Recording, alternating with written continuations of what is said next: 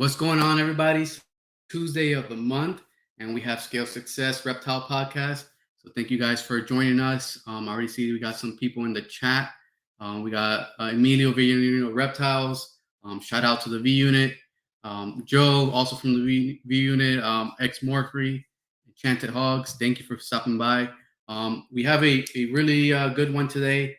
He's not in the usual. He's not a breeder, so it's a little bit different from what we usually have brought on.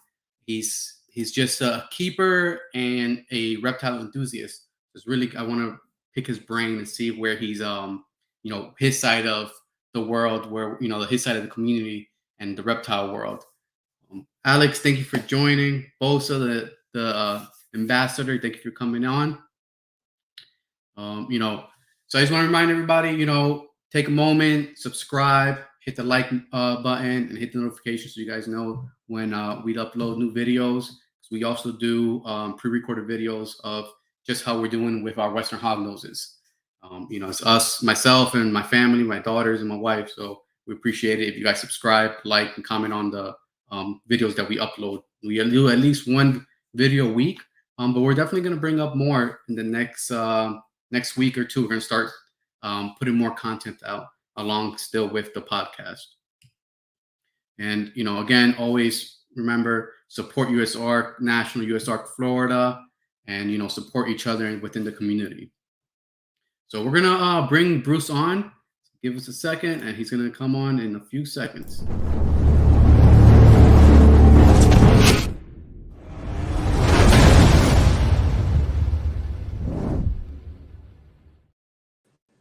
Welcome, Bruce. Thank you for joining us tonight. Oh, man, I'm so excited to be here. Yeah, it's a lot earlier on the West Coast. It is, yeah. And it's funny because, a lot of podcasts start, the top of the hour, 8, 9.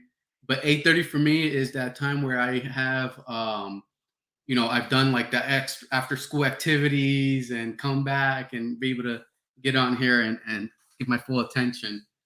That's amazing. Well, thank you very much for having me. I appreciate that you had interest in the things that I do, which are pretty unique, to say the least. For sure. So for people that don't know you, introduce yourself, who you are and what do you do within the reptile community? Yeah, so my name is Bruce Ireland, and I am out of San Diego, California. And I am a snake relocating service. And basically what that means is anybody in my community. Seems like we might lost him for a few seconds. But it's let me try to see where he's at. All right. We lost him for a few seconds. Yeah. Am I back? Yeah, you're back. Right on. Okay, so I don't know how much that picked up. Sorry about that. You are located in San Diego, right? And you're a snake relocation service, and then cut out. So basically, we are the people that are called when you have a rattlesnake, or any snake for that matter, that shows up in an unwanted place. It could be schools, it could be churches. Most of the time, these are private residents. And typically what was available prior to what I started doing was the fire department. And unfortunately, I learned many years ago that the fire department, if they're called, they dispatch a 4-person fire team in a big shiny truck. They show up in really cool fire outfits, and they cut the snake's head off right in front of the homeowners. And I just thought that was unbelievably wrong. And I thought, well, there's got to be something better. And I've learned that there wasn't.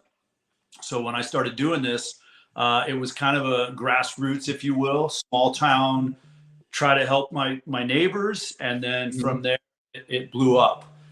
We respond to somewhere in the neighborhood of 300 to 500 calls a season. Most of them are rattlesnakes. And again, we're out in schools and parks, libraries. We get called into some pretty unique situations, and we remove them. We safely get them away from the home. But before we do that, we have that opportunity to drop as much education as we can. Try to debunk some of the myths about snakes, try to teach some of the truth about snakes. And usually we have a very collective audience that's focused and listening, because a lot of times when we show up, it might be a mom and dad and a kid, but you come out with a big red snake bucket and snake tongs, the whole neighborhood crowds around you, and that's the perfect opportunity. But after we get the snakes, we hike them back out into nature preserves and let them go nearby, back where they belong. Nice, nice. That's it's interesting that you saw there was a need and you did it yourself, right? Experience one of those like fire calls, or did you one of your family members did, and that's why Yeah. you started it? Yeah. So what happened was, I have a full time job, not related to snakes, and that causes me to travel a lot. And what happened was, I was away. My wife called and said, "We have a snake in the yard. And what do I do?" Because I wasn't there, and I said, "Just call the fire department." Because at the time, I didn't know how they responded and what they did when they do respond. And I asked her how it went afterwards, and she said, "Well, they showed up, but they killed the snake." And I was floored by that. So when I got back to San Diego, I started making some calls, and it's pretty easy to find out that most of San Diego County, if not all, and again, I don't know if this is how fire departments handle snake calls anywhere else, Mhm. but here it they basically, sorry, my phone rang. They show up and they dispatch the snake because they don't have the time or the manpower to put it in a bucket and take it out into nature. That's not what they're trained to do. So that's how I kind of, or my phone keeps ringing. He's It's, ringing. Okay. well, the problem is it's snake hour, and this is when all my calls. Okay. Gotcha. Yeah, it's only 5:30 here, so between 3 and dark is when I get dozens of snake calls. So hopefully I don't have to keep hitting the button too many times. Okay. Okay. Yeah, it's the time everybody's getting home, so they're discovering snakes and stuff like that. Yeah. Yeah, and they're more active. They come out, like our weather's been really crappy here lately. We've had June gloom and May gray where it's cloudy and 60, and I don't get a lot of calls. But today the sun came out. I'm looking outside right now, and I can't even say I can't say how many calls they've come in. Probably 5 or 6 or 7, maybe. Okay. Yeah. Nice. All right. So, and then at this time, were you already involved in reptiles, snakes, and stuff?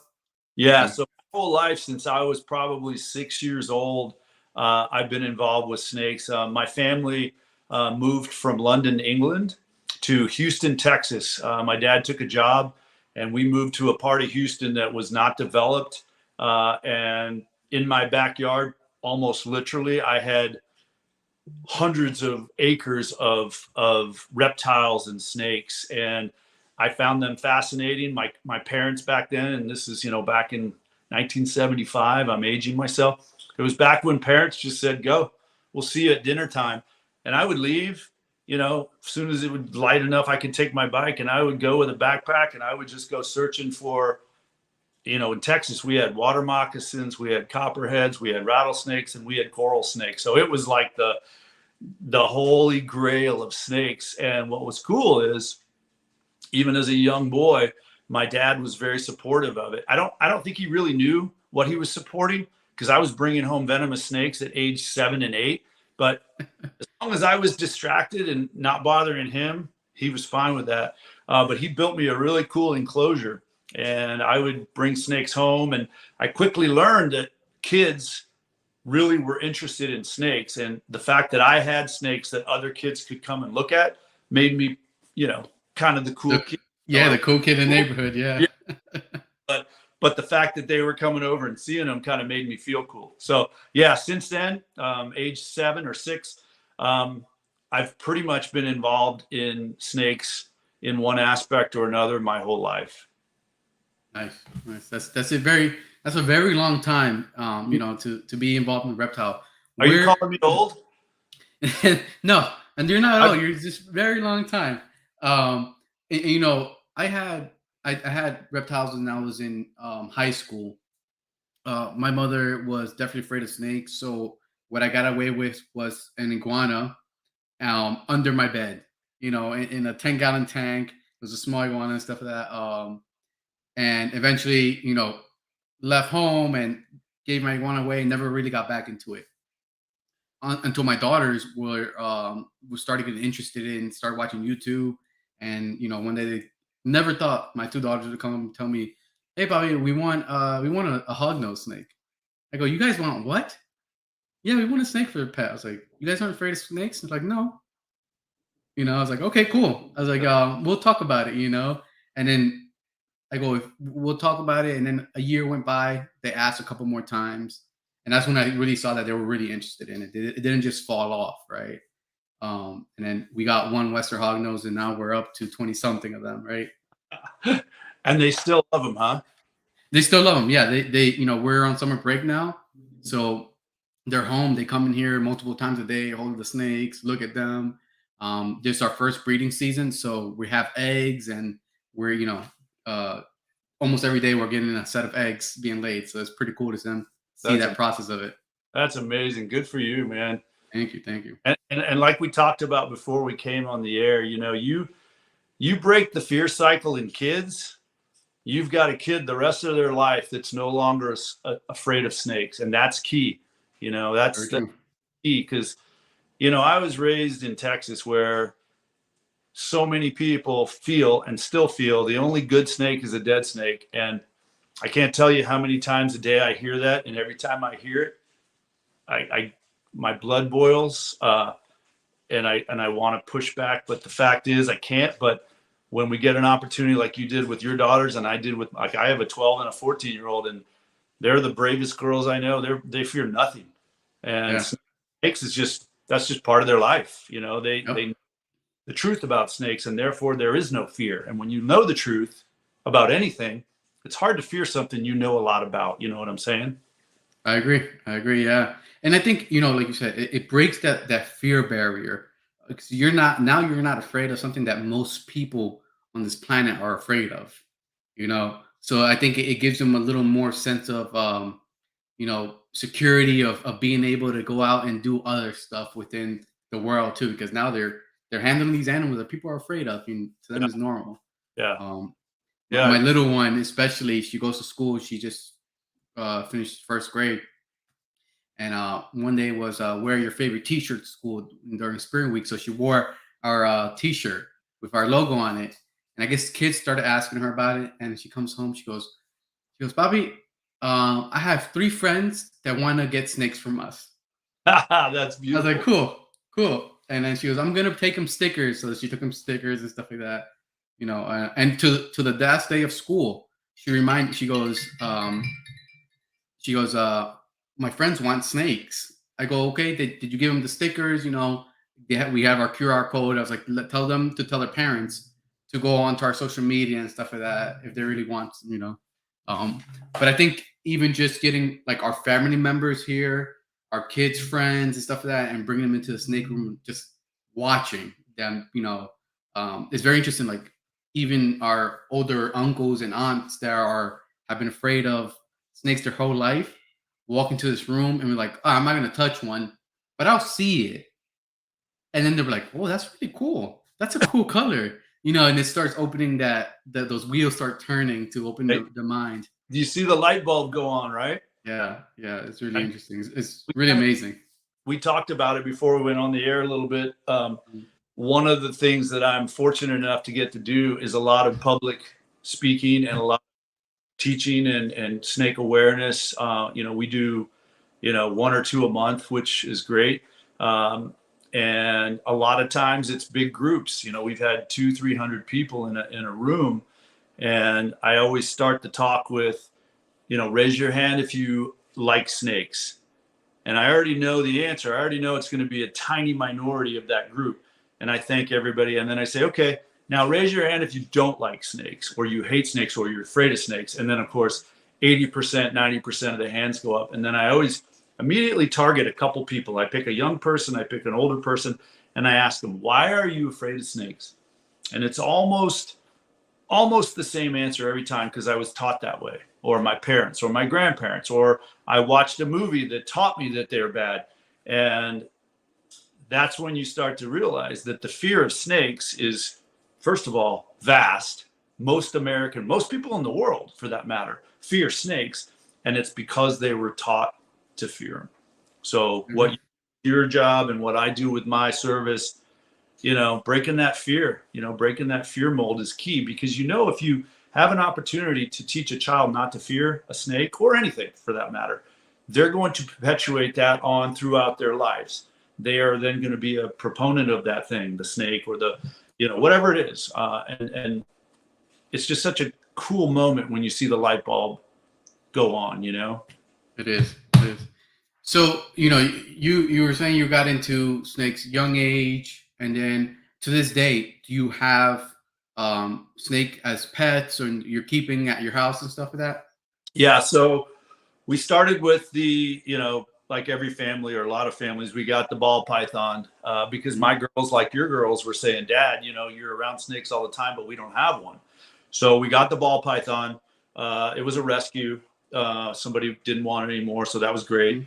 Then we got a bearded dragon because my other daughter felt like the snake was daughter A, and the other daughter wanted something of her own. So we got her a bearded dragon. So we still have those two.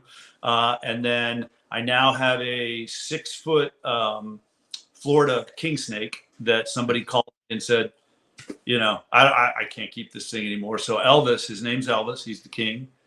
Elvis goes with me on all my talks. He's huge, but he's also like a big Labrador. He's a big puppy. So he's great. And then ironically, just 2 days ago or 3 days ago, I got a call to go to a home to a snake call that the guy said it was, at first he said 10 feet. And you got to understand, I hear that a lot. I hear we have a huge snake, or they give me a number, 6 foot, 5 foot, and I get there and it's typically like this. This call, this guy sounded legit. He said, it's in my backyard and it's tucked behind a 5-foot long piece of plywood and it's double the size. So of course I'm like, holy mackerel. Anyway, I'll make the story short. I showed up. It was indeed not 10 feet, but it was an 8-foot, what I thought at the time was a gopher snake, which is a snake we get here in San Diego. 8 foot would have been a new world record. The snake now has been identified positively by snake experts that it is actually a bull snake, closely related, but not the same, which do get up to 9 feet, but are very rare. Well, he's now in my possession, and I have a feeling if I can get my wife to okay it, he will become, or she, I learned today that she's a she will become part of my collection. And I wish I could bring her in the house. It's a jaw-dropping snake. It's truly colossal for a snake found in the United States.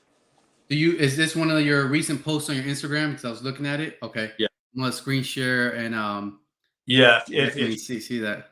It's on my YouTube and on my Instagram, both the actual capture of this snake, and then when I finally got it home and started to take it out of the bucket, when I fully realized how big a snake this thing is. Yeah, that's one of my buddies who came to see it.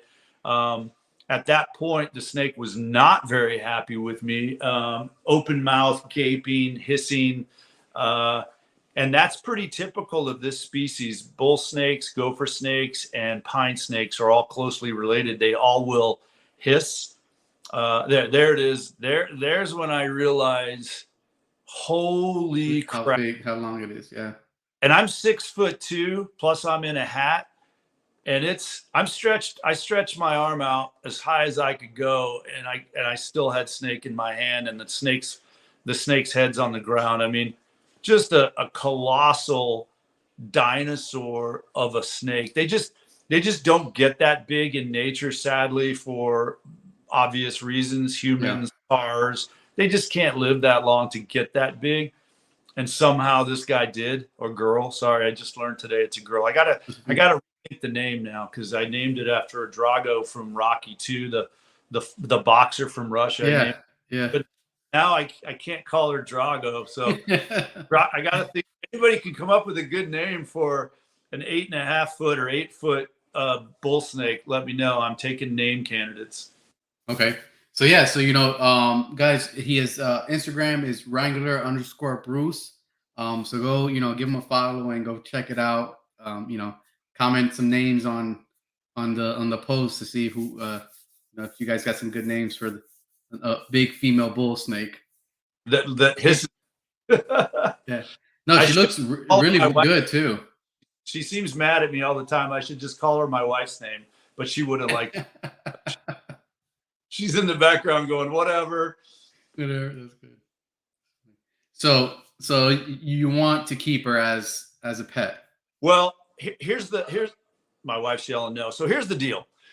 If it is indeed a bull snake, which several experts have said it is not indigenous to California, and its closest state that they are found is Texas. So this snake is 1,000-ish miles away from home. I can't, in good faith, let this snake go back into nature. And technically, it's probably deemed illegal to let a non-indigenous snake go, because that's what's happening in your neck of the woods, the Everglades. People letting go, Burmese pythons. So I can't let this snake go. It's also so big, and from what I'm hearing, could be over 20 years old. It's truly a snake that you want to give the chance to grow and live and be safe. And a snake at 8 feet that shows up in a non-snake lover's yard, unfortunately, they're going to dispatch of it, which would I can't even tell you what that would do to me. So I am going to hold on to this snake until I deem or find the perfect home for it. Right now, I've got 14 people on my team of snake wranglers, and all of them are snake lovers, snake keepers, and some of which have snake collections. So Miss Drago will maybe end up with one of them, but for now, she's going to stay safe in my possession. Okay, cool. That's cool. Well, I hope you can, convince the other half to, but and I think that's cool what you do, and it's amazing because you can see you're passionate about it, and then you're not doing it, just to whatever, make some monetary gain out of what you're doing. It's just because you love the animals, and you see that there is a need to educate and to help the animals get out of harm's way, because we're actually the invaders in their, in their environment, not them in ours. Yeah, that's so Right. true. We've built, unfortunately, human sprawl. I mean, here in San Diego, we do have a lot of still what I call open space nature areas, and they're permitted. They can't be developed, and that's amazing. I love that. I spend a lot of my time hiking in those areas, but butted right up to them are multi-million-dollar homes with Starbucks and shopping malls, and then they're surprised when they see a rattlesnake come into their yard. And it's always funny to hear people say, I can't believe we have a rattlesnake in my yard. I'm like, they were here, can't even tell you how many millions of years before you were here. So I try my best to educate people that you are fortunate if you see a bobcat or a coyote or a rattlesnake in your yard. Deem it as you're lucky. There's going to be a day, unfortunately, where they're going to be fewer and far between that we get to see wild animals in wild open spaces. So some people get it, and other people just don't. I agree. And then, we were talking about earlier, and you mentioned that you have your family, and I've seen on your social media, you involve your daughters. And I think that's one of the things that also caught my attention about yours, because I have a 12 and a 7-year-old. So they're involved, and I'm always searching, or, that catches my attention when other dads or families involve their daughters, especially. Like, there's one thing for a boy, because usually, okay, a boy likes to play with dirt and stuff like that, but not many girls and women are involved in our community, or are not, maybe sometimes even open about it, because they're afraid of being picked on and called different and stuff like that. And it's funny, I asked my daughters, I was like, has anybody, especially in middle school, how kids are, has everybody ever bothered you because you have snakes? And she's like, no, nobody. I'm glad. Yeah, and it's funny you say that. So when I started doing this, I was by myself. I started it as a kind of a one-man operation, but my daughters were much younger then, and they took interest. And excuse me, when my phone would ring, because that's how I get all my calls, or cell phones, my daughters would be like, "Is it a snake call?" And I would put the the call on speaker, and they'd hear him saying, "Hey, I have a rattlesnake, I have a snake," whatever.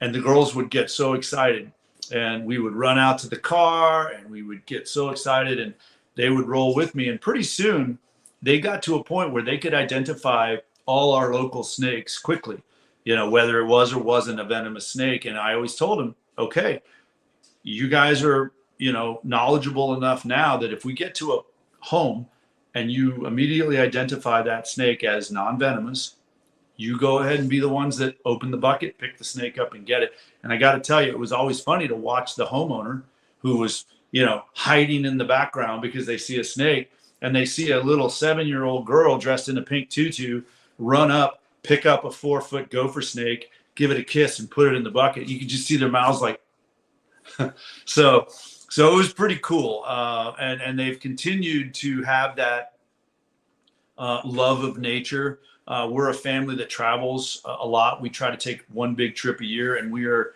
not going to theme parks and resorts like that. We're going to Costa Rica. We're going to, Africa. We're going to Mexico. And part of the draw is always, what animals are we going to see? What reptiles are we going to see? And that's still how we pick our trips, and they're older now, they're 12 and 14 now. And snakes aren't as important as their TikTok and their friends and their, Starbucks, but they still dig all that stuff, which I'm grateful. That's cool. Yeah. I like that idea about picking vacations or destinations based on what we're gonna find. I'm definitely gonna steal that. Yeah. Especially in the day nowadays, like you said, TikTok, the social media, the electronic stuff of that, they get sucked in there. So I really like that. That's pretty cool to think about that. Yeah, like last summer we always sit around as a family and talk about what we want to see, and I can't remember who, but one of my daughters said we want to see a killer whale, an orca. And I was like, man, I've never seen an orca. And my wife's like, I've never seen an orca. So we started researching, and 8 months later, we were in Alaska on a boat with 4 orcas right by us, mouths open, just like, you got to kind of set that dream and, some make it happen, because we were all in awe. So that's kind of how we roll. I like that. That's pretty cool. That's really cool, man. And then, so, talking about your wife, how did your wife react to your love for reptiles? And, I guess you have a love for venomous too, because you said since younger you were doing, catching and playing with venomous from when you were like 6, 7 years old. Yeah. So my wife has a totally different background than I do. She's from Arizona, which obviously is a big place to find herps. But at a young age, she took off for New York City and became a accomplished Broadway performer in New York City. She was in 6 back-to-back Broadway shows. So she lived in New York City from 18 till when I met her. So I think the most wildlife she would ever see would be a pigeon, maybe. or the monster rats in New York City. I'm from New Jersey, so I know. So when I met her, I fly fish, I ski, I'm into snakes, I camp, kind of a whole different type of personality. Not that she's not into that, she does enjoy that. But I think for her and me, it was like almost salt and pepper, but somehow the salt and pepper came together to make a pretty cool spice. She is, I use this word when people ask this question, she is tolerable of my passion. She doesn't let me keep snakes in the house. Actually, that's not true. Our bearded dragon and our ball python are up in our daughter's rooms. She's fine with those.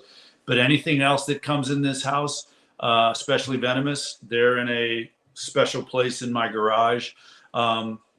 There are times where there could be multiple snakes in my garage, and at that time they could all be rattling at once. And sometimes she rolls her eyes like, it's really loud in our garage right now. But, she's accepting of the fact that I'm passionate about this, and I support her projects, and somehow we just kind of make it work. But would she go on a snake call and help me get a rattlesnake? Absolutely not. No. Yeah.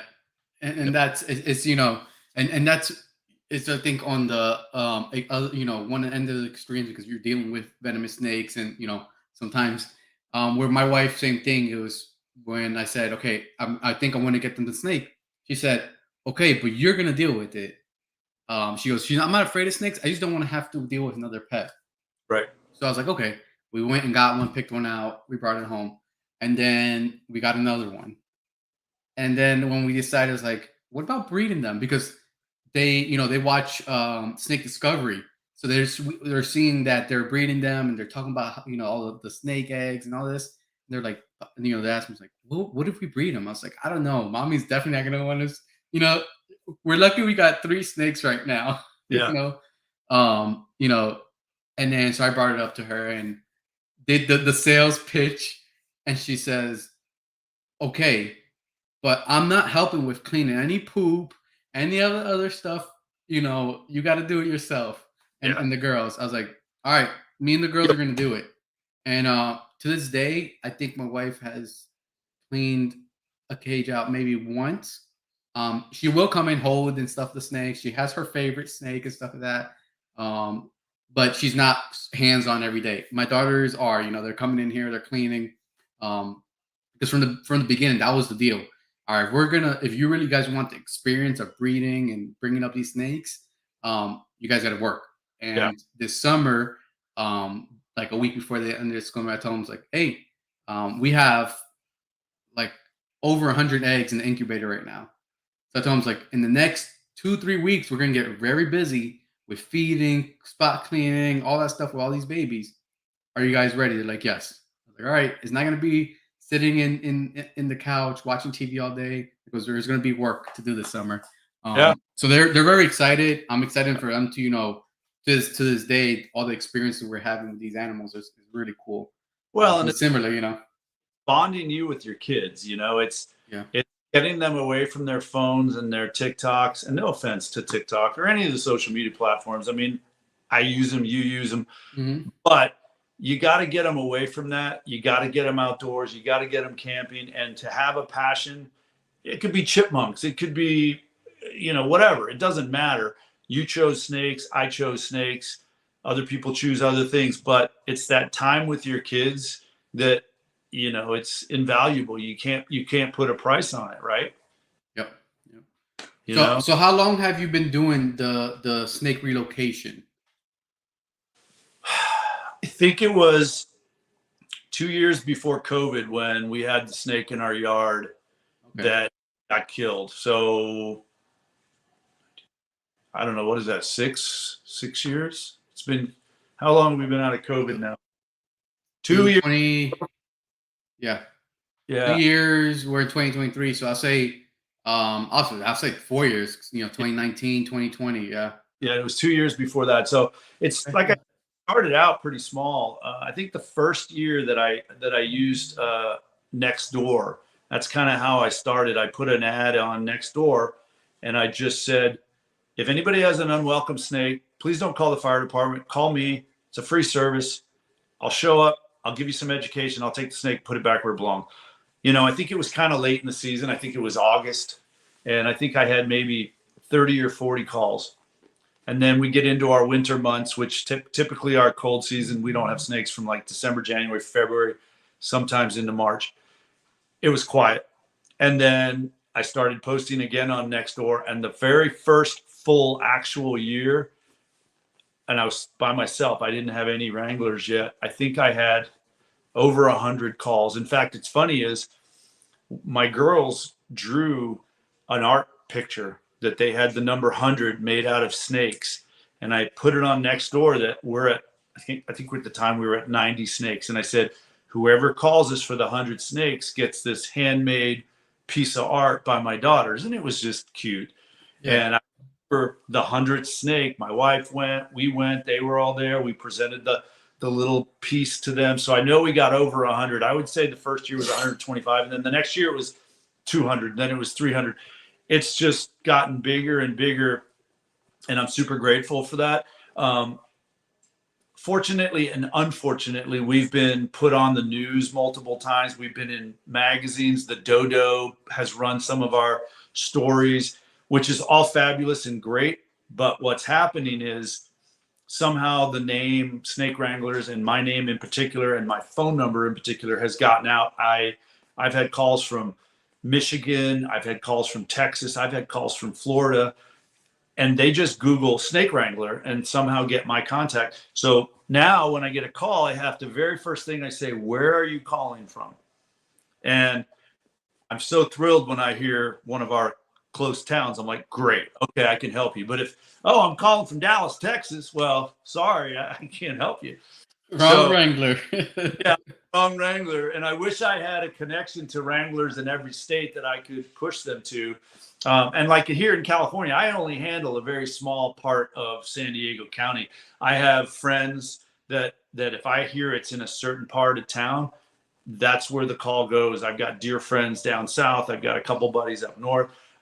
So we all kind of are a tight niche community, and we support each other. And the goal is, doesn't matter where the call's coming from. Let's take care of that caller, and let's take care of that snake.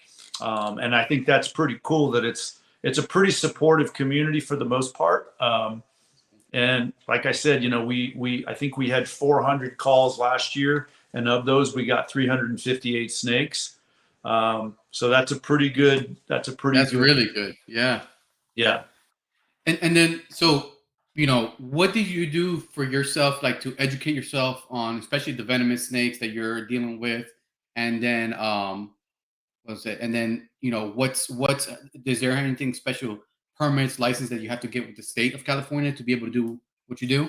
Yeah. So two-part question. So here in California, we only have rattlesnakes that are venomous. All the other snakes are no threat to humans. So for me in San Diego County, there's really only 5 types of rattlesnakes that I might see. And realistically, where I'm located, I'm only about 4 miles from the coast, from the beach. So there's really only 2. So I had to, and all my wranglers have to very quickly be able to identify those snakes by, even like a lot of the times we get calls and they text a picture. What is this snake? And they might only get a snippet of its body, hidden in some bushes. And all my wranglers have to be able to identify that snake as what type it is. So that's first and foremost is, we only have 7 or 8 snakes here in San Diego County, especially where I focus, that we're going to get calls for.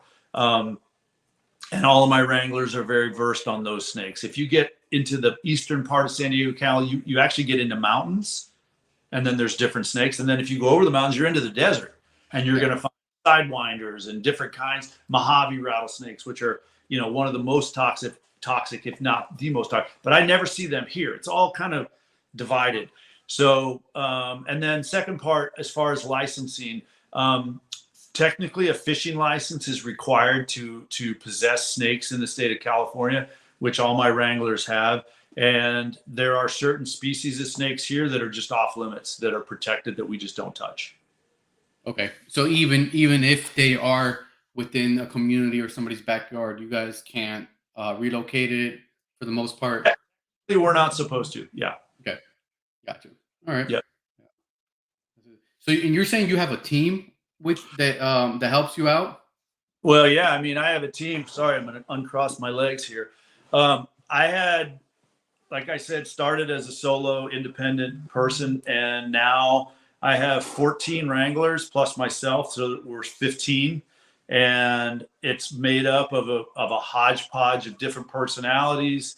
I've got retired doctors, I've got retired high-ranking Marines, I've got professional surfers, I've got one guy that's a model. So it's a really weird mix of people, and somehow we all bond over snakes. And we're pretty organized. We have a quarterly meeting where we all come to my house. We all sit around in lawn chairs, and sometimes we train with live snakes. Sometimes we just tell some stories. Sometimes we talk about the laws. But we try to meet once a quarter, so 4 times a year. All of my wranglers are trained. I personally train all of them. We do actual hands-on training with live snakes. Live rattlesnakes is what they graduate to, and then they have to purchase all their own equipment. And our equipment is basically snake tongs, a snake hook, snake bucket, and boots. And once they've committed to that investment, which is, I don't know, depending on what type of gear, you could be spending anywhere from $200 to $500. Once they've committed to that, then they go on ride-alongs where they actually are riding with me on calls. And that's where they kind of get to learn how I interact with the public, how every call is different. Like sometimes they're just coiled up and you just literally pick them up like a bagel and put them in your bucket and that's it. Sometimes it's a 4.5, 5 foot pissed off rattlesnake that's already been messed with by the homeowner or the dog barked at it. Now it's angry and it's cruising through the yard or cruising through, their pool surface or whatever. So every call is different. And what I try to do with my Wranglers is taking them on ride-alongs. They get to kind of see what they might be, forced to deal with. And only then after that are they put on the active roster. And then they get to start taking their own calls. That's really cool. That's really nice. That's, and then, like you said, you guys are, a mixture of different backgrounds, professions, and stuff like that. And I think that's another thing that was I enjoy about the reptile community, where it's like you said, anybody and anyone can be a reptile keeper, and you won't know it until you start talking to them about reptiles, or you see them at a reptile show. And I think that's very interesting, where you find that little common ground and build friendships. And when I get together with my reptile friends, we don't stop talking about reptiles. We can go on, especially phone calls, 2-3 hours talking to somebody about what snake they're breeding, what snake they're hatch, or what they're looking at to bring into the collection. Yeah, no, it is. It's a cool community. It's a very unique community. I mean, you're going to see all walks of life, all ethnicities, rich to poor. It's very broad, but I love that. I love that it's not so plain vanilla and cookie cutter. You're going to get all people, and that's what's fun about it.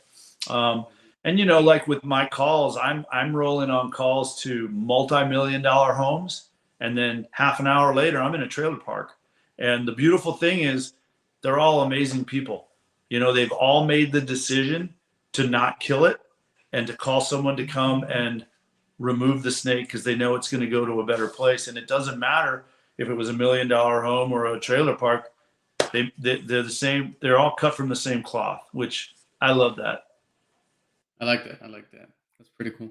And then, not to get too personal and stuff is there any monetary gain to what you're doing, or are you priding this all on, on your services? Yeah. So that's actually a great question. And that comes up a lot. When I started doing this, like I said, I was kind of upset that the fire departments killed him. The only other option was to call animal control, technically. And those guys, who knows if they're going to show up. You could call a pest control company. They might show up. But what I didn't want people to do is base their decision to save that snake that's in their yard on whether they're going to have to reach into their pocket for their money or not. And my decision was, if I make it no cost to them, there's really no financial decision they have to make, so they're going to call. Now, some people, money isn't a problem, and that's not a thing they have to think about, but I like to think that's not the norm. So my service has and is and will always be a donation-based business. So my Wranglers show up, whatever donation that person chooses to give, whether it's $1 or whether it's $500, that Wrangler keeps it. I don't take any of their profit. It's not something that I care to know. And that's how we roll. And some people are very generous. Some people aren't generous at all. And again, we don't say it's a set fee. There's some belief that might be a better way to roll, but right now I'm not convinced. So for now, that's how we do it. It's 100% donation. Whatever you feel our service is worth to A, remove a highly venomous snake from your yard, and B, drop hopefully some really good education that you've learned something, and that good feeling that snake is going to now go back into nature and do what they're here for, which is rodent control, and they're part of nature. They shouldn't be killed. So whatever you feel that money is worth to you, great. If it's a $5 bill, that's perfect. I think that's very, very, the best to me. I think that's the best approach to it because, like you said, you don't want that to be the deciding factor if that snake's going to get killed or not. That somebody can't afford, let's say, $50 to do a relocation, and they're just going to call their, their city service to come and kill the snake. Yeah. I think that's the best way, and similar to, I think a year or two ago, I had a beehive um, in my water line, and I started seeing there was a lot of bees. So I googled, bee relocation, hive relocation, and all the services are paid for. And knowing nature and stuff like that is like we need bees, and you know, every year because of stuff that all the chemicals we use on our lawns and this and that, less and less bees are out there. So I called it, like you said, I was able to pay the relocation fee because they grabbed it, put it into a box, and took it out to the to a farmland. But to many people, that's probably not it, and they're just gonna go and buy the local wasp killer at Home Depot. That's $5, $10, and just spray it all. Yeah, There's probably similar things that happen with snakes and lizards, all that other stuff. yeah, and it's sad. I mean, as much as I like to think I'm making an impact and people like me, like I said, I've got some dear friends that do the same thing I do in different parts of San Diego, and we share notes all the time. And one of the unfortunate things is we still are faced with, and I hate to say the term, but I'll say it anyway, the ignorant that still feel any good snake is a dead snake. They just kill them. And I hate that it's part of what I do, but it is. I see it. I see it every day. It's unfortunate, but I can't change everybody's mind, so I can only change what I can change. Yeah. Do you ever get calls to come pick up a dead snake that somebody's already killed and stuff like that? Yeah. So what I get a lot of, which isn't the caller's fault, is snakes that have been hit by cars and they're still alive. Or I get snakes on the road hit by cars that are alive. That happens often. It's unfortunate because I'm not a vet and I don't have the financial means to take them and try to help them. So I have to euthanize them, which is hard. Or, people call me and they're stuck in chicken wire or garden netting and they've spun the netting around their neck and I've got to go and get the snake out. And that's always, if it's a rattlesnake, one of the most scary calls because the snake is already freaking out and scared, and it's wrapped up in something that's choking it, and I've got to put my hands right by that snake's neck, and it's intimidating. It's one of those times that I'm probably putting my hands and my body parts way too close to a snake that could technically kill me.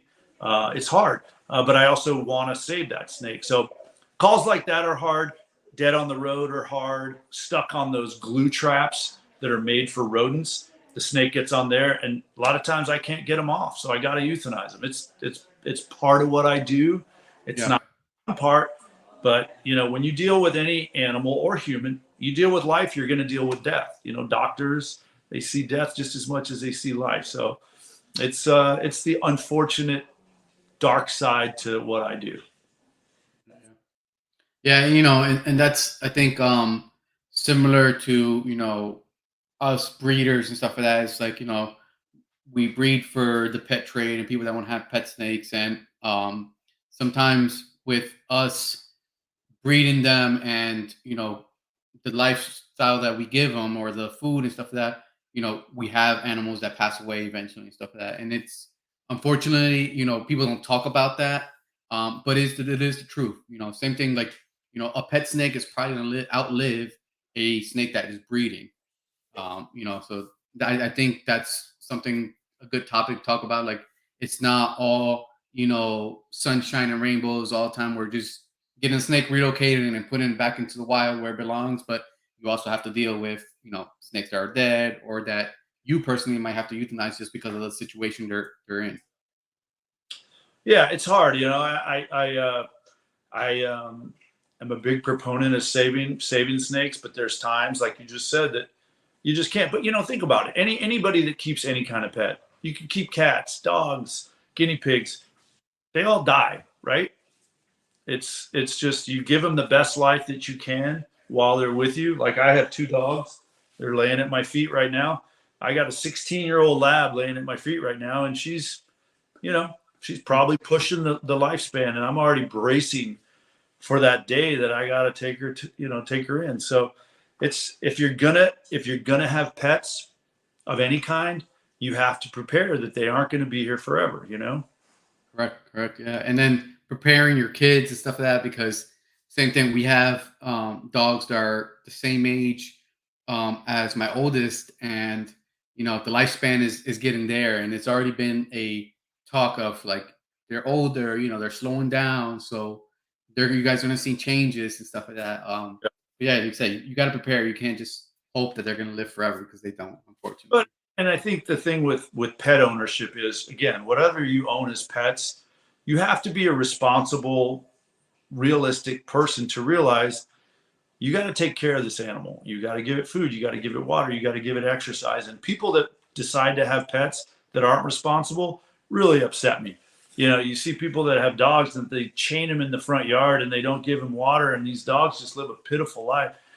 Those people shouldn't have had pets. And same about kids.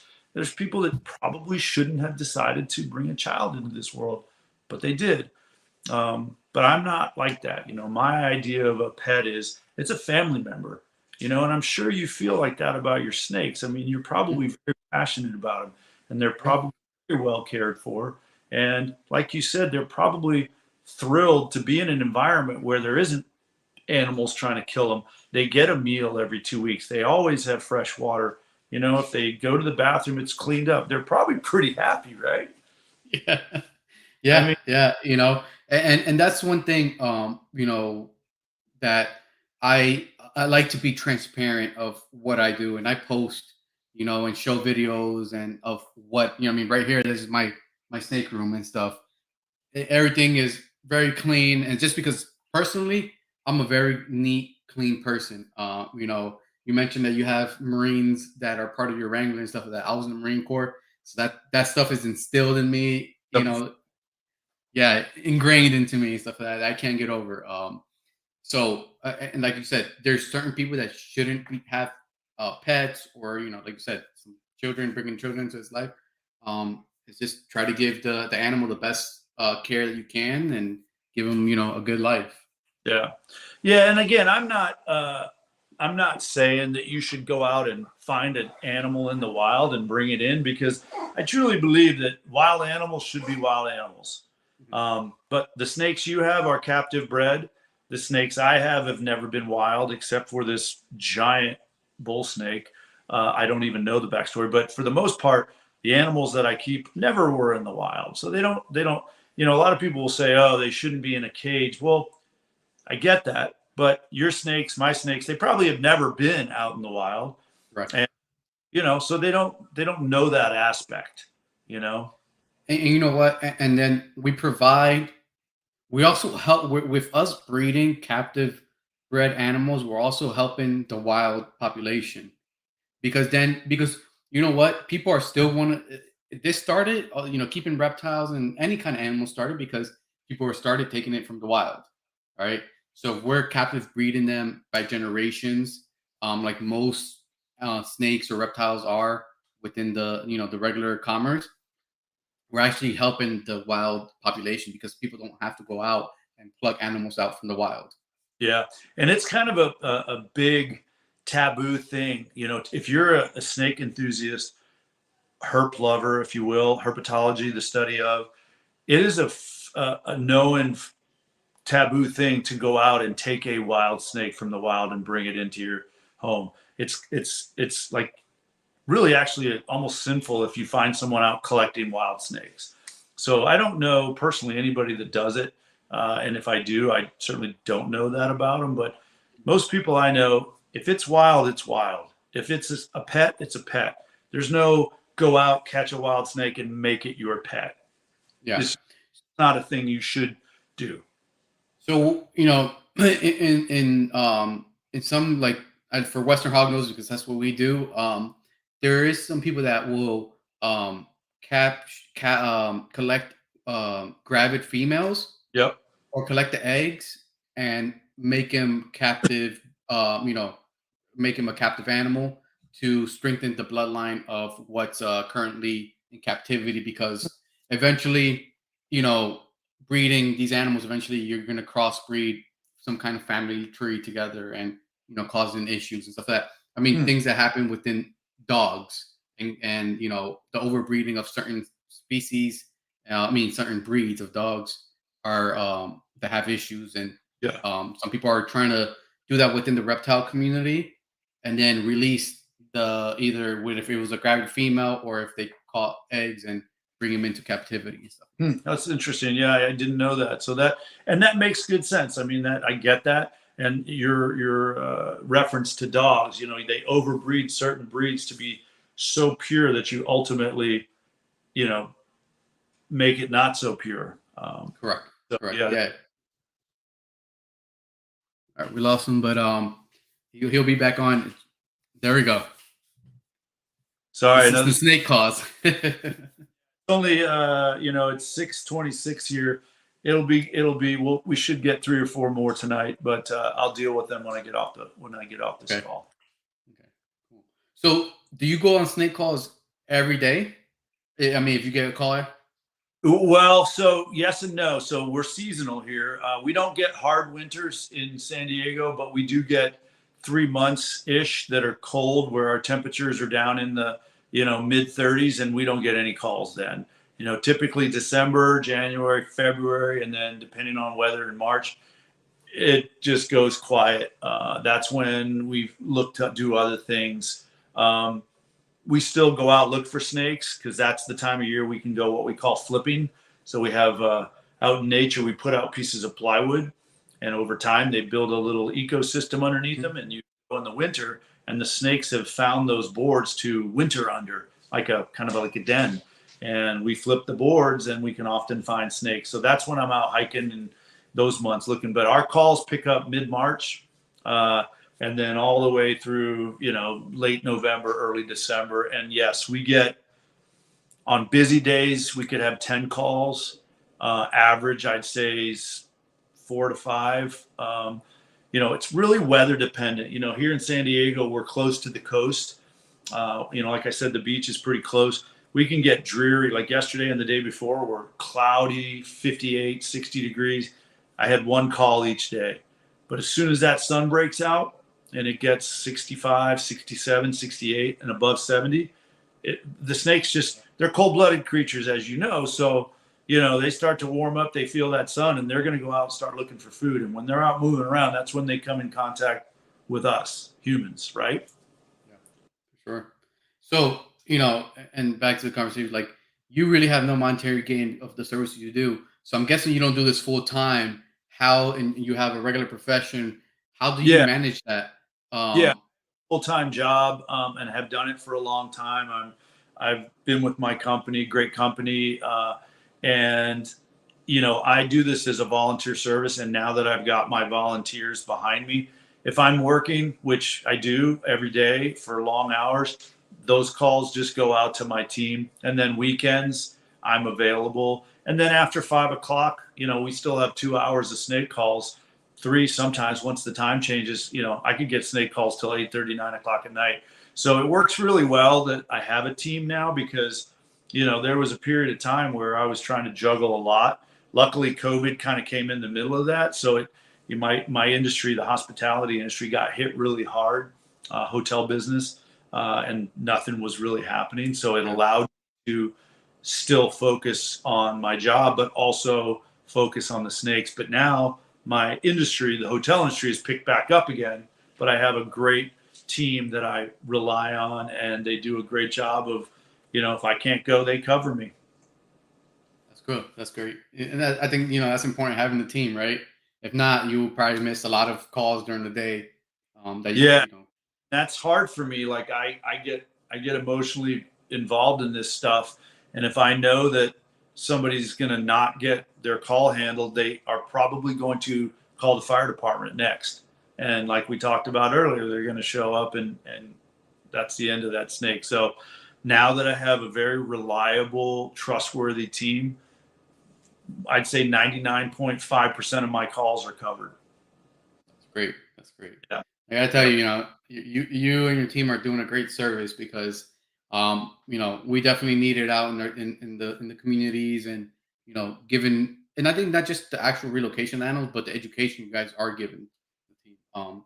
And two, you talked about how each of your wranglers and yourself, you have to have, your tools, your boot, your bucket, your hook, your snake, clamps, stuff like that.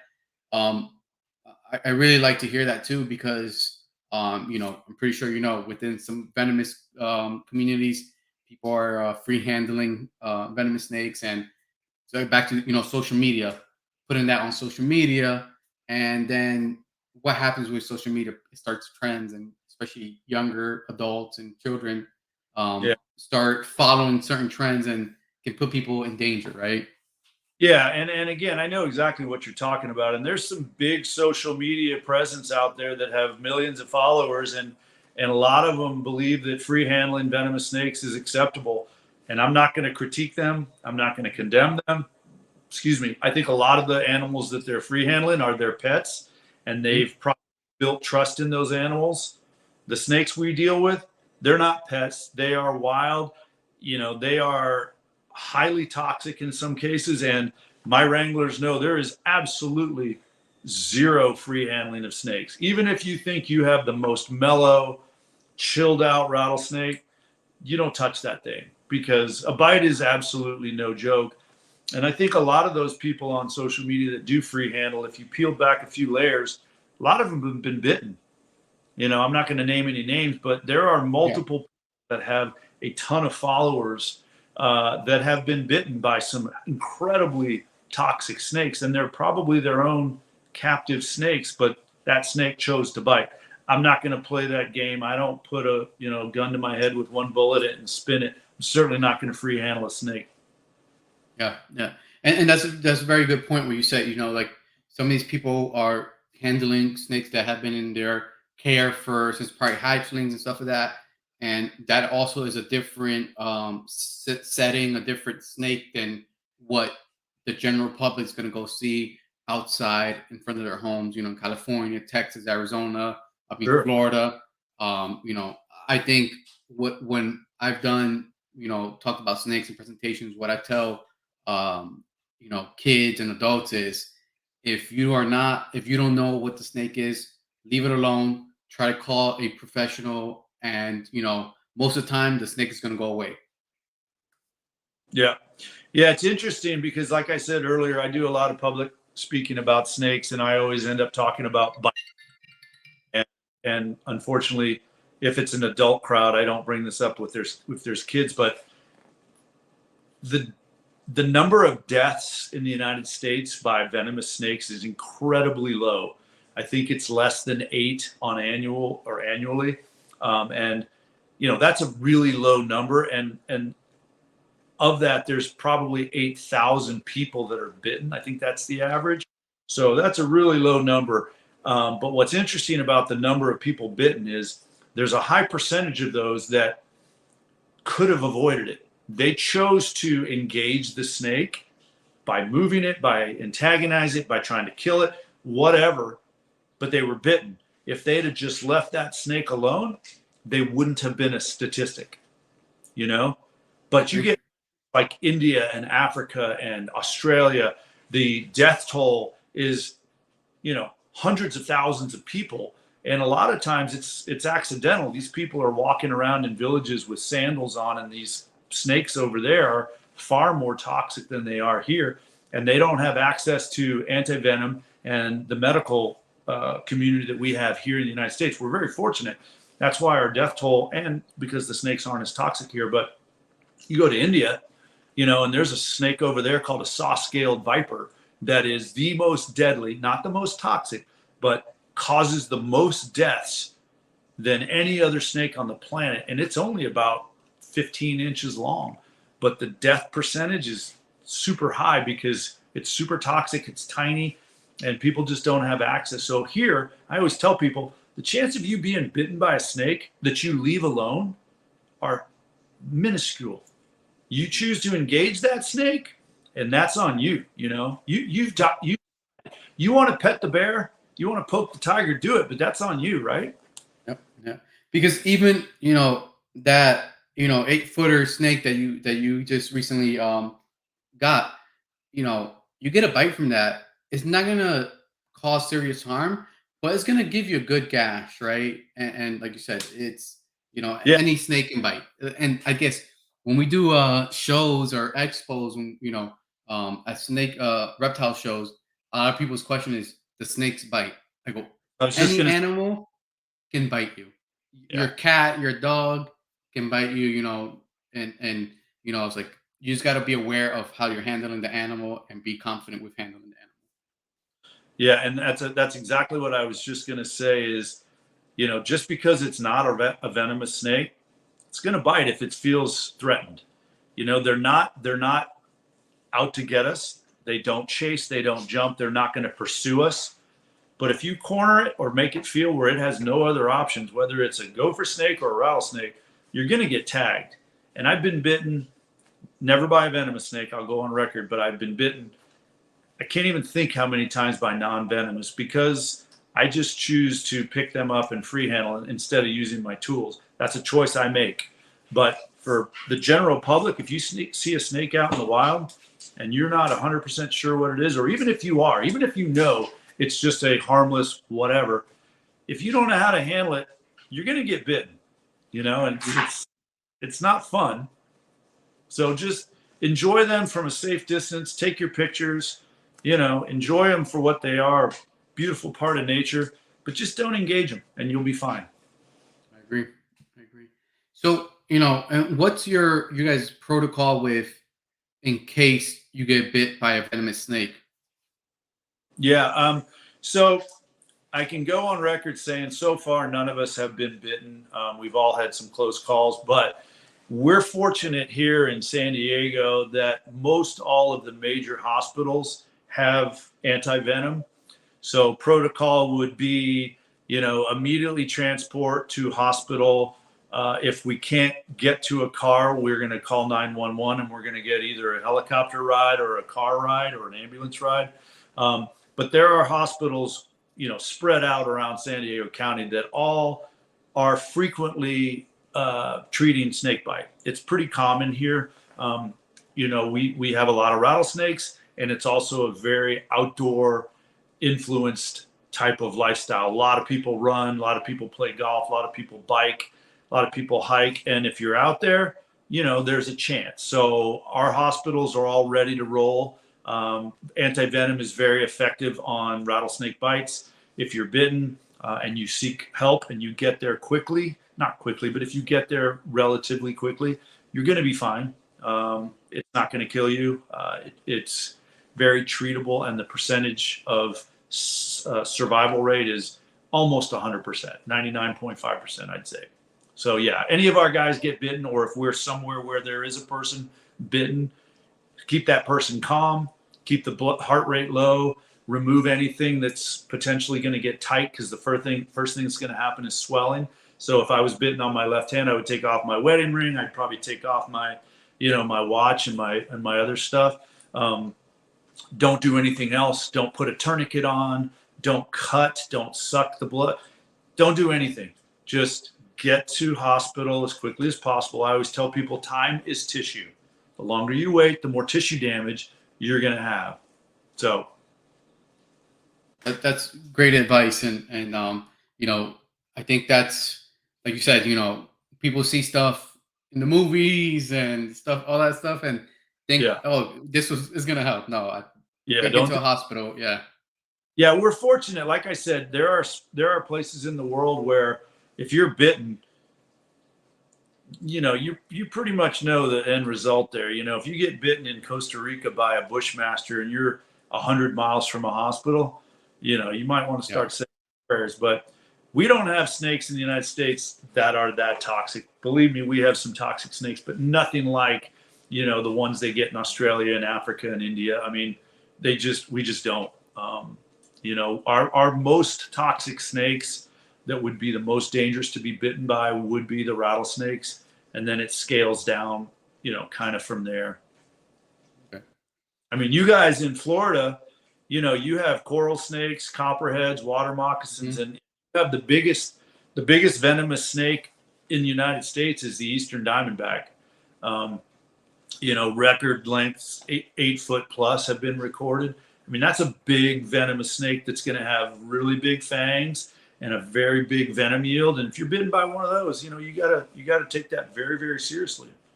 I agree. Yep. Yeah. Yeah.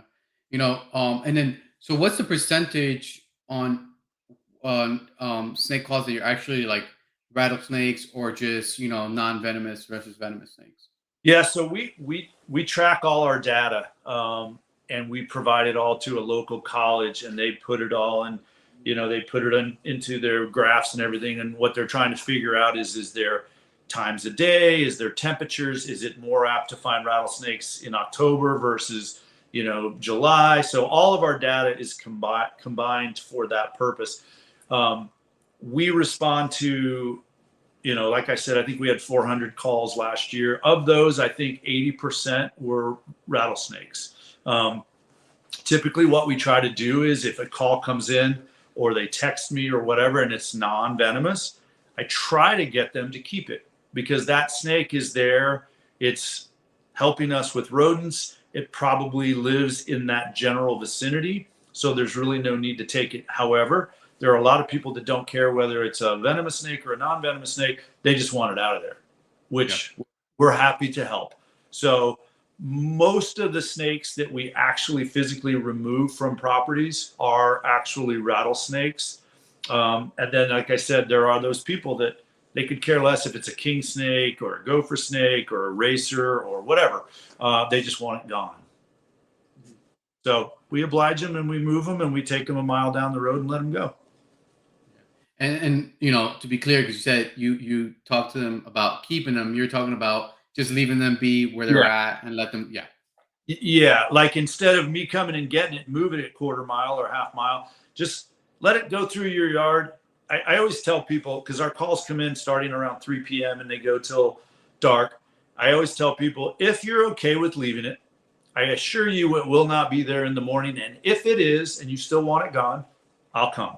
And rarely do I get the call the next morning. It's still here because snakes, especially non-venomous snakes, they have to move around to find their food. They're hunting all the time. Rattlesnakes are more likely to coil up and wait. They're ambush predators. So they're going to wait till something walks by them, and they're very patient. So if someone says, hey, I got a rattlesnake coiled up at my back door, it could be there the next morning. So if it's a rattlesnake, again, a rattlesnake's going to be bad for a pet, a child, adult. That's a different case. And we'll always go get those. But if it's a gopher snake or a king snake or any other non-venomous, I try really hard to convince them to just let it be, let it stay, let it be a snake. Like that. That's a good I guess, you know, good way to keep the ecosystem going because they're like you said, they're there for a reason. Yeah, absolutely. Because, you know, you're talking about like rattlesnakes coiled up. I think I've seen before that you there's like sometimes snakes that come in the house or like sitting next to it like a dog's water bowl or something like that. Yeah. That's definitely got to be scary for the homeowner, like a snake inside their home, right? Yeah. So we have really good weather here. That's one of the reasons we live in San Diego and one of the reasons we pay the exorbitant prices to live here. Mm-hmm. Our weather. We not notoriously, that's not the right word. We typically have 72 to 75 degrees a lot of the year, and it's sunny. And because of that, our sliding doors, I mean, I have 2 sliding doors right next to me now, and they're always open because I have 2 dogs that like to go in and out. And most people in San Diego leave their doors open, not at night, obviously, but during the day. And these snakes, they just find their way into homes a lot. Each year I get 15 or 20 that are actually inside homes. I've had calls where not only have they come in the home, but they've made it to the 2nd floor. and the homeowner doesn't even see them. So who knows when they're moving? But that's a scary thing for a lot of people. You know, you come into your kitchen in the morning and flip the light on, and there's a 5-foot rattlesnake in your kitchen. You know, that's the stuff nightmares are made of for some people, right? Oh yeah, for sure. I love that, man. As soon as I hear it's a snake in my house, I'm like, yeah, this is gonna go viral. So yeah, no, it happens. And it's almost always because there is a nearby door left open for fresh air, a dog, whatever, a cat. Yeah. And it's there's no way around it if you choose to leave your doors open. Okay. So what's one of the most memorable calls you've gone out to? Like you're probably gonna remember and tell the story forever. Well, probably because it's so fresh in my mind. That big bull snake yesterday. Yeah. It's probably not the most memorable, but right now in my brain, because the entire drive there, I was thinking, what if the snake really is 10 foot? What if it's a world record? This could get crazy. And then actually seeing the snake when I looked over the board and realizing, holy crap, this really is a massive snake. But I think the ones that stick out in my mind are always going to be the bigger snakes. We get a lot of snake calls for baby rattlesnakes, and it's kind of a joke on my team. You know, we got a call, what was it? Guess, a baby rattlesnake. You know, anything that's 12 inches or smaller, coiled up to about a 50-cent piece. You get there, you pick it up with your tongs, put it in the bucket. Those aren't memorable. But when someone calls and says, I've got a 4-foot rattlesnake, you know, in my home, behind my dog bowls, in my couch, those all stand out because they're not that common. A big snake isn't that common, and B, that it's gotten into a place that certainly doesn't belong. You know, we get several a year where snakes have crawled up into the engine block of cars. Those are always memorable because you pop the hood, you have no idea what you're about to find. And you got to get close to look into that engine. Well, that snake can pop out anywhere under that car, and your feet and legs are right there. So those are always ones that I always gauge my calls on how much adrenaline is pumping in my veins. And there are a lot of them, my heart rate never beats, you know, it's flatlining for the most part. And then there's calls I get in my car and I'm like, frick, man, I need a cold beer. I mean, my heart rate's pounding. So those are the most memorable, are the ones that get me pumped up, I guess. Cool. Sure. So, you know, and then I wanted to get, because I found you through social media, you know, just the algorithm pushing reptile stuff, because you have a large following on Instagram and on YouTube and stuff like that. When did that started? When did you start it, and when did that start taking off? So it's funny you say that because I am not a social media person, or I wasn't. You know, for me, I had a Facebook page and it was just my family stuff, friends, family. I did it for, you know, a high school reunion. I think I jumped on something to make sure I found out when it was going to happen. It was actually my kids that said you should start a TikTok page and just film or video your calls. And I thought TikTok, to be honest, was just, you know, underage kids dancing to the latest dance trend, because that's a lot to watch. And I was like, well, what's that? No, I was pulling up the TikTok on the so they come up on the what's it called? On the screen. Yeah. So no bash on TikTok, but maybe I will bash a little bit. I built the TikTok. That was my first, and at the time, my only social media outlet. It built up to 1.3 million followers. And then one day I came down, and typically I look at my social media as I get my cup of coffee. So 5:30 a.m. I pulled up my TikTok page, and it said across the banner, your page has been permanently banned due to dangerous acts. And I was like, what the heck? And I tried to reach them. I tried to go through customer service. Bottom line is, and to make the story very short, they banned me with 1.3 million followers. And I was furious. And I didn't go back on TikTok for a while. I did start a new one, and I do have now, it's like 300,000 followers. It's nothing. I can't get it anywhere close to what it was.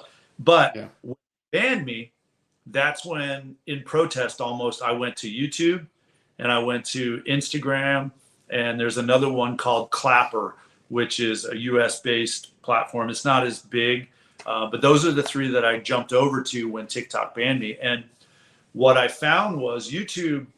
Bruce, keep going. I'm gonna step out real quick. Just keep going, and I'm listening. Yeah. So for me, YouTube is kind of the platform that I enjoy the most. One reason is you can put extended videos. There's no time limit.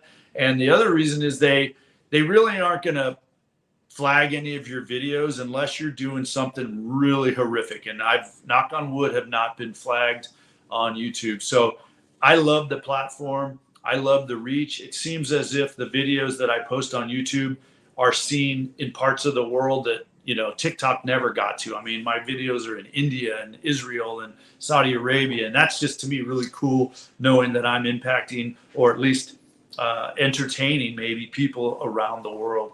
And then Instagram is a great platform. I like it. It's obviously well known. Unfortunately, I can only put up to, I think, 60-second clips there. So a lot of my videos are longer than 60 seconds. So I have to really edit them down. But those have been the platforms that I enjoy. And yeah, I built YouTube up to, I think I'm at like 315,000 followers. And I think Instagram is about the same. Certainly nowhere near 1.3 million that I had on TikTok. But hey, you know, what am I going to do? I just basically put the videos as they happen. Rarely do I even add music to them. It's just, I get to a house, I ask the homeowner, are you okay if I video? And as soon as they say yes, I start.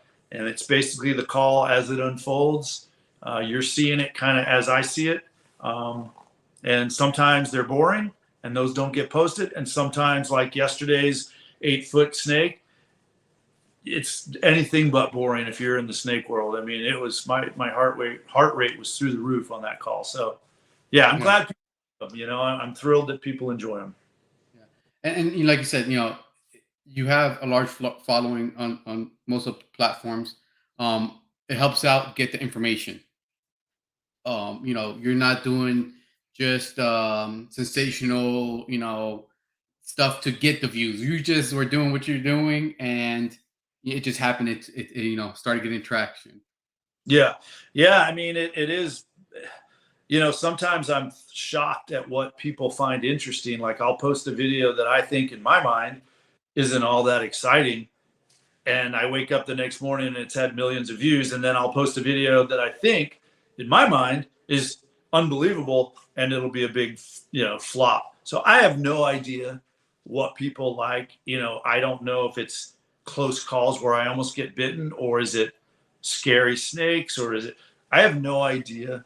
And I'm not going to ever try to figure out the minds of people out there. I'm just going to keep posting videos of me trying to save snakes and educating people. And I'm just thrilled, you know, if people want to follow and watch, makes me really happy. That's cool. Yeah. And then, you know, I was watching, like I said, watching the video. You had this young lady. I think you went out and got a gopher snake, and I guess she identified the snake. Right? Is it somebody you know, or was it a call that, you know? You talking about really young girl, like 6-year-old? Yeah. It was just this past week. Call came in as they always do. Guy said, hey, I got your name off next door. My daughter and I just got a really big snake out of the road. She thinks it's a gopher snake. And I said, okay, where are you? Carlsbad. So they're right here. Is the snake still visible? Yes, it's right in front of us. So I got there, and first of all, I was shocked at how young the girl was, and so confident, absolutely knew her snake. She was talking about the varieties of snakes we get here. And then she said, it's a gopher snake, but it's a really big gopher snake. She was great. I think she was 6 or 7 years old. And then when I got the snake out of the bushes where they had kind of cornered it, I was shocked, because it's not as big as the one I got yesterday, but it was big. I mean, it was the biggest gopher snake I'd seen this year up until yesterday. And it was all of 6 feet. And this little girl, she's 3.5 feet tall. I mean, I held it up next to her. It's twice her size, but she was calm and confident and intelligent. And, you know, her dad was right there. And not one time did he say, oh, don't touch the snake. Or he was so supportive. I love that couple. I mean, that father daughter. It made my heart warm. I love seeing that stuff. So Yeah, I saw it too, and I was like, "Oh man, that's so cool," And like you said, you could tell that she was talking because she knew, not like somebody was feeding her information, and no, she was repeating it. Yeah, what's funny about it too is, of course, that was not scripted. I never tell people what to say. Whatever you hear on my videos, and sometimes it's hilarious and sometimes it's silly. But what's funny was they asked me what I was going to do with the snake, and I said, well, typically I'm going to take it somewhere around here. And then the daughter was like, well, there's a really good spot right behind they lived in this really nice condos. And I said, well, show me. And she walked me around, and there was a path, and it was this beautiful area people walk their dogs that then dropped into a golf course that had beautiful water features. And she said, I think that's a perfect spot. So we walked down, the father and the daughter and myself, and it was only about 100 yards from their home. And we released it right there. And, she was right there with me. So she got to see both the capture and the relocation, which is really rare. I mean, I rarely relocate them right in front of the homeowner. I take them somewhere. So she was thrilled, and hopefully I told her, I said, if you ever see this snake again, you got to call me so I can come see it. And hopefully, never know. Maybe she will. that's cool. That's cool. It sounds like you may be a future snake wrangler. I There. told her, hey, when your dad lets you join us, you can be my junior wrangler. I mean, like, have a girl like that at some of my presentations. Think about the impact that would have. For sure, for You sure. know, I, when we do our expos, and usually the couple handful of expos I've done for reptile shows, it's me going to help out. One of my buddies has been doing Western Hoggins for a long time, and he has a 6-year old, a 5 or 6 year old son, and then my older daughter and my younger daughter come along, and they sit there and talk about the snakes, and people are amazed, like, okay, how do they know so much about snakes? They're not afraid of them, and it captures the audience, right? Like to see two small young girls talking and handling snakes. It's really good. well, you and I, grown men, we could sit there and talk till we're blue in the face. But you Yeah. get a couple kids, especially if they're girls, showing passion and not showing fear. It's like magnetic, man. Hmm. And it's funny that you say that, because I bring my girls with me on a lot of my talks if they're available. And whenever because I always bring live snakes, and I talk about what you might see here in San Diego. So I always, a few days before the talk, try to capture or get some of the snakes that they'll see. So when I bring them out, I have my two daughters walking around with, and I always say, these are not pets. These are wild snakes. If you're going to touch them, use 2 fingers, but just know they're wild. And you can just see the shock on the parent's face that I'm letting my 12 and 14-year-old walk around with wild snakes, but the snakes are just calm as can be. We've never had a bite. We've never had an incident. It's you just got to baby step people into believing that all those myths they heard are not true. I agree. Mhm. Evil. I always tell people, have you ever seen a movie, a Hollywood movie, that put snakes in a good light? Like Snakes on the Plane, Anaconda, Indiana Jones. They are all demonized, and they shouldn't be. They're not demons. Even the Yeah. Bible. I'm going to get into that, but the Bible has always put snakes in a bad light. Even the movie Jungle Book, where all the animals are cute and they all sing and they all dance, except for the But the damn. snake. He's got the go around and you fall asleep and he's going to eat you. They demonize him, and none of that's true about snakes. They're not like that. It's not what they are. So don't get me started, man. I get passionate about this stuff. No, and we, I loved having people like yourself on my podcast, because that's when it keeps spreading. Even if it's because I think the social media platforms are the way to reach the masses. Yeah. Somebody's gonna stumble upon this video and see that passionate people are talking. Two people are talking about how passionate they're about the reptiles, and giving the correct information, the best information we can. Yeah. Um, will change the outcome in a few years.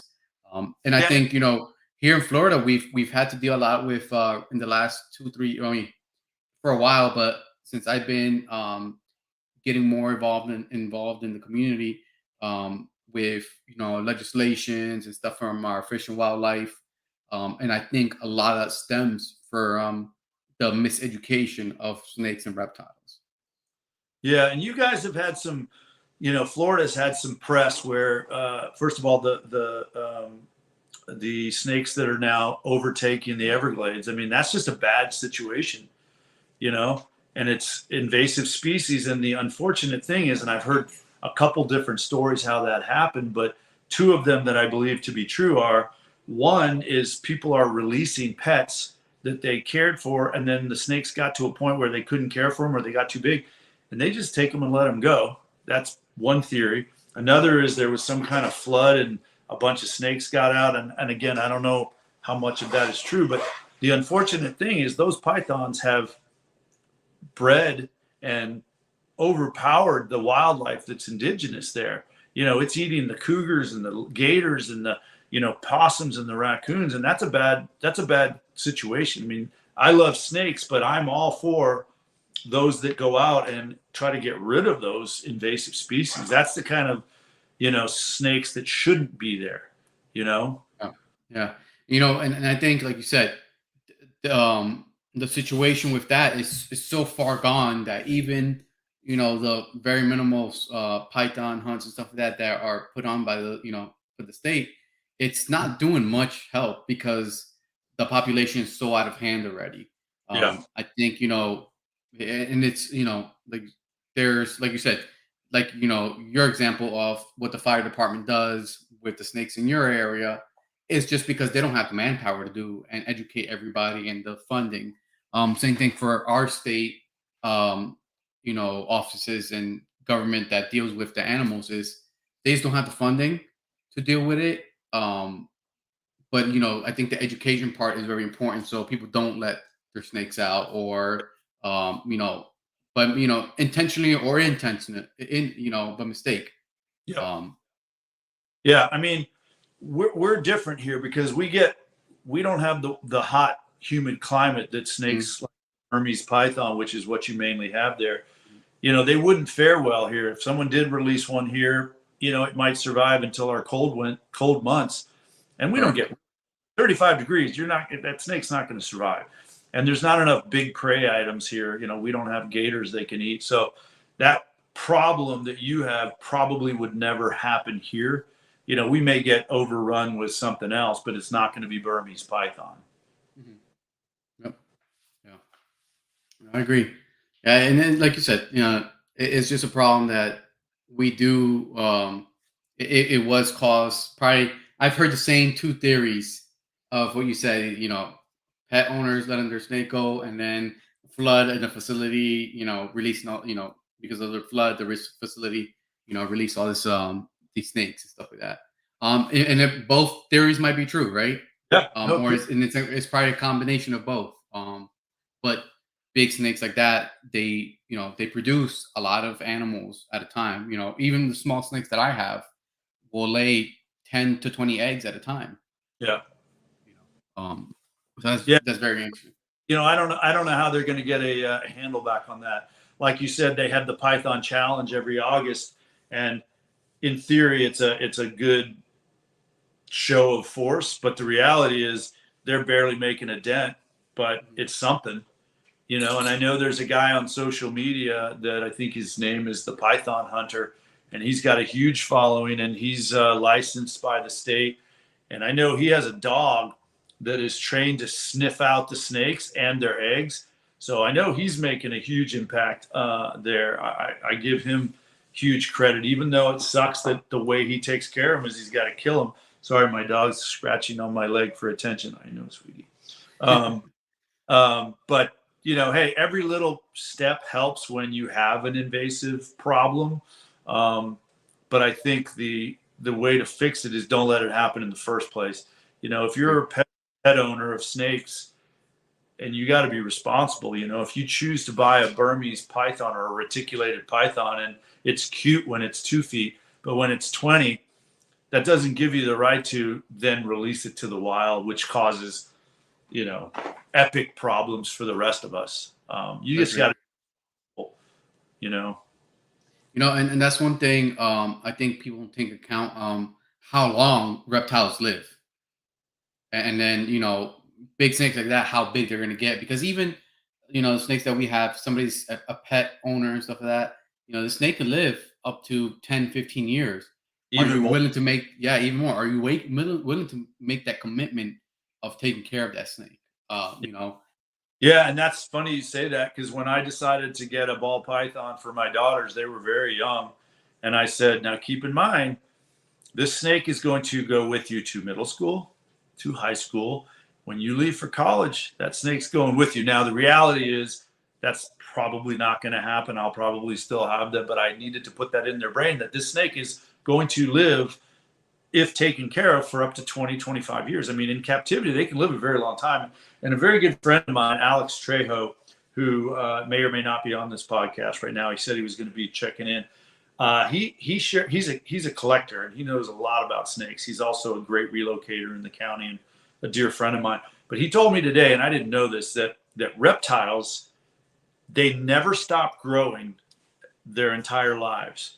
Like humans, we max out at 17, 18 years old.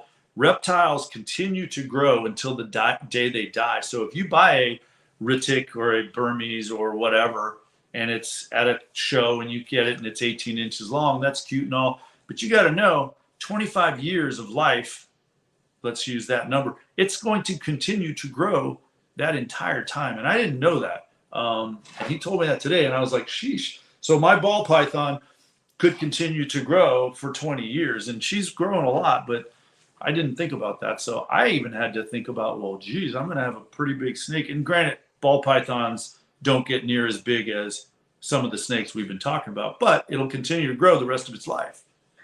yeah, that's the first time I'm hearing that too. And there's, it's probably very minuscule on the type of snakes that we keep and stuff like ball pythons, hognoses, all that stuff. But like you're talking about, a big reticulated python, Burmese and stuff like that, it does. It's, if it's growing, even if it's growing one, half an inch a year, it's still growing, Still right? grow. Yeah. Yeah, Yeah. I never you had know, a, it's funny, as much as I love snakes, I never was one of those guys. Sorry, my dog wants to go out. Let me just open the go door ahead, go for. ahead, yeah. Yeah, I'm standing right here still. She'll scratch until I let her out.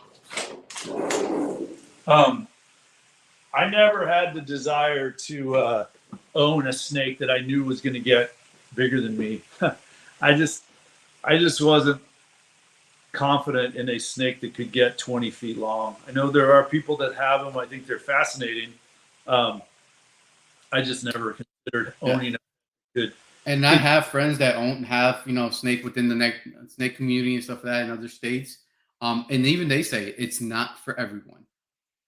It takes a special care, special person to take care of these snakes, just on the size and the what's it called, the lifespan on the snake. And people talk about reticulated pythons on how smart they are. People, they will eventually figure out a way to get out of their enclosures and stuff like that, and you got to prepare for that. You know. Well, think about a 20-foot snake. Like my snakes right now, they eat rodents, small rodents. That's easy. Mhm. If I go to the pet store or whatever, I get them. Imagine if you had a 20-foot snake. What do you have to go buy to feed that thing? I mean, think about Yeah, that. you have to buy. Yeah, it's rabbits, Pig. piglets and stuff. Yeah, I mean, they're getting fed monster meals. I mean, that takes a whole different breed of person that can technically do that. That's not me. I don't ever no, dream I of. agree. Yeah, and that's why we did embark in this process of breeding stuff like that, because they are Western hognoses are smaller snakes and they stay relatively small. Because there's no way. Um, First of all, I can't have reticulated pythons stuff like that here in Florida, but I don't think I will, and I say think I'll ever have such a monster snake, because to me, just thinking about the after effect after feeding them and cleaning that, Yeah, it's it's a big job. yeah, literally. Yeah, yeah, And yeah. then talk about being responsible keepers and stuff like that. One, I have a thing that I do every night before I go lay down in my bed. I'll come in here because I know my daughter's coming here and we'll open the tubs and stuff like that. I'll go and I'll push in every tub before I go to sleep. and it's just part of me being, a little bit of overcautious. But I would hate for one of these snakes to get out. Yeah. They wouldn't make it out here in Florida because they're from a more arid, cooler climate. But it would suck that they do get out and the snake will be harmed. Yeah, they're special snakes. I remember living in Texas, and I didn't find a Mhm. lot of hognose, but when I did find them, they always seemed to have an incredible, almost like a personality. You know, most snakes, I wouldn't say they had personalities, but hognose, the ones I encountered, they feign their own deaths. Mhm. They mouse, yet they're really not going to bite. They're really interesting snakes, and they're so unique looking. They The are. fact Yeah. that little cute little, I don't know if there's a correct term for it, but the piglet nose, the little Yeah. turn nose, they're so cute. Yeah. Yeah, they're I know awesome. that they're really cool, and like you said, I'll have snakes that if I open the tub, they're coming out and they're sitting their head on the edge of the tub and just at least observing what's going on around them, and Yeah. they're very inquisitive animals. And Yeah. the cool That's part is, what I tell people too, like when I give information at reptile shows, is they're diurnal animals, so they're up during the day. So when you're up, they're up and they're looking and stuff like that. yeah, that's cool. Very interesting. Yeah. Very cool. Mhm. You know, we're an hour and 40 minutes in. We had a great conversation. I have one wrap up question that I asked all my guests, and it's, what would you, if you had the attention of the whole world for 5 minutes, what would you say to the world? Wow. Either about reptiles, about the world, what's going on, the current, world we live in and stuff like that, whatever it is. Wow, that's a heavy question. And as a father and raising kids, I always worry about their future, what the world's going to look like when they're my age or when they get to college. Um, and I think if I could instill one thing on the world and they would actually listen to me, I would probably want them just to be kinder to each other. I think the world has kind of gotten off axis a little bit. And if you turn on the news, you see a lot of hate and a lot of anger and a lot of meanness and a lot of war and a lot of violence. And I just think that's really sad. And maybe it was there when my parents were kids too. I don't know that. But I just hope that, we can make the world better down the road. I really want my children, and heaven forbid, or hopefully they have kids and I become a grandfather, that the world is not continually going downhill. I hope that people can really start to be kinder to each other. It seems so simple, but it's so easy to go out and smile and be nice to people. It takes a lot more effort to be a jerk. And I try to surround myself with people that bring positive influences to me. If someone's bringing me down, typically I'm not going to be around that person very long. So I try every day to go out and positively affect people, smile, tell them they look nice today, help them with their groceries, open a door for somebody. I've taught my kids that, and I just hope that the little things I've taught my kids and the way I carry myself on a day to day, I hope it spreads. That would be my wish, I guess. It's a great answer. Yeah, and I agree. To piggyback off of that, it's like you never know what one person is going through that day, and if, like you said, simple, hi, smile, helping them open the door, or like you said, groceries, sometimes makes a world difference in Yeah, someone. And then I think that's infectious too, where if you do it, it will be paid forward. People will pay forward. yeah. I always laugh when I come to a four-way stop sign, and I'm always like, "Go ahead," even though I may have been in here first. Go ahead, and I just hope that that person next time they get to a four-way stop sign says, "Go ahead." You know. Yeah, I agree. I agree. So Bruce, thank you for coming on. Great conversation. Like I said, we probably keep talking about your world with the relocation and just reptiles in general. Any last words you want to give to the audience? Where they can find you, and if they're in the San Diego area, how to contact you for Yeah, relocations. I always say if someone's in San Diego and they're interested in learning about snakes or maybe going on a call with me, I've had a lot of opportunities to take fathers and their kids out looking for snakes. Like I said, we go flipping board. So if you're ever in San Diego and are interested in doing something like that, I'd love to host you. Um, if you are interested in following social media, I think you mentioned it earlier. My Instagram is Wrangler_Bruce. My YouTube page is the initials RBI, like runs batted in. So RBI, Snake Wrangler. Follow along. Again, it's just the stories of what I do on a day-to-day basis, trying to help snakes and trying to help my community. Nothing fancy, but it's fun. It's exciting. Some days more than others. So follow along. I think our season's about to get crazy. We had a lot of rain this year in the spring, which we don't get in San Diego. So we had a ton of rain, and I think that's going to perpetuate a ton of nature and rodents and insects and in turn snakes. So I could almost guarantee now, basically starting now, we're going to get crazy amounts of snake calls, and yeah, come along for the ride. It's a lot of fun. Cool. So you guys heard it. If you guys are interested and you're in the area, contact with Bruce on social media, and you guys can learn about snakes. Or if you're interested in maybe thinking about relocating snakes, talk to Bruce. He can definitely give you guys point you guys the right way to do it. And I want to say thank you for the interest and reaching out to me and having me on your show. I had a ball. You're a great guy. I love what you're doing there with the snakes and your kids. Sounds like you're a great dad. And the fact that you're bringing hognose snakes out to so many people, that's awesome. They are amazing snakes for pets. And I highly recommend hognose. I think if I was to get another pet, it would probably be a hognose because they're, like I said, they have really cute personalities and they're really cute looking snakes. So thank you for having me, and thank you for all the great questions and helping me through the podcast and all the great talking points. Thank you, Bruce. All right. Good night, everybody. Thank you for joining in. And we'll definitely catch you guys on the 4th Tuesday of the month. We have a Western Hognose breeder duo coming on. So make sure you guys tune into that. Good night, everybody. Night, everybody.